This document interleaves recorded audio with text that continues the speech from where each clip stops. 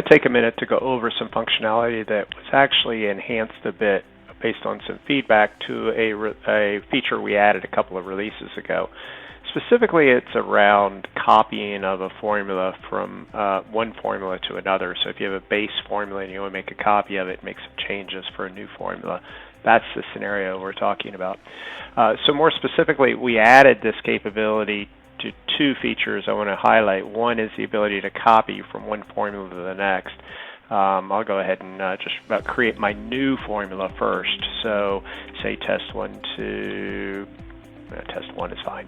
And so this is just a new formula I've created with a new ID.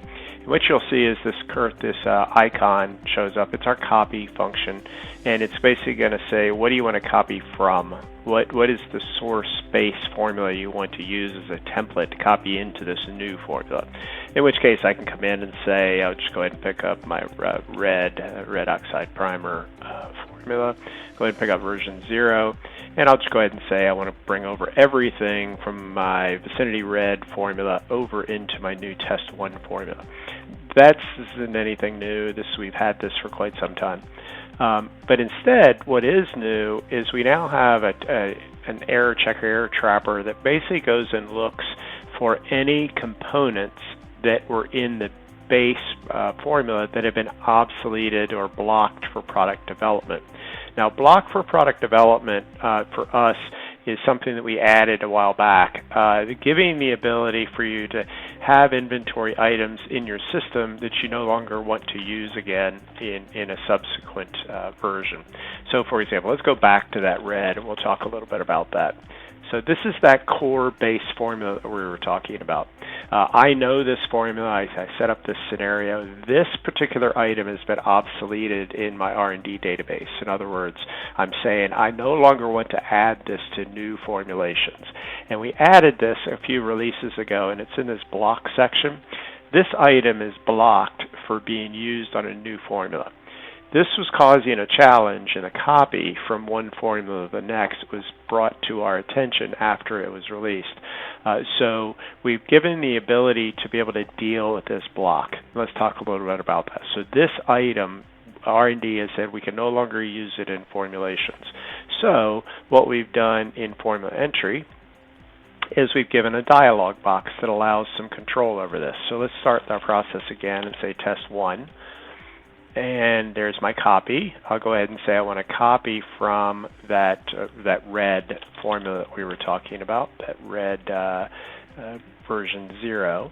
And this is, go ahead and do all of it. Say, yep, that all looks good. Now I'm going to copy. And this is the message. Now, in the formula with version 0, one or more components have been blocked for product development. You've seen DCRMO2 as being blocked. Now you have two choices.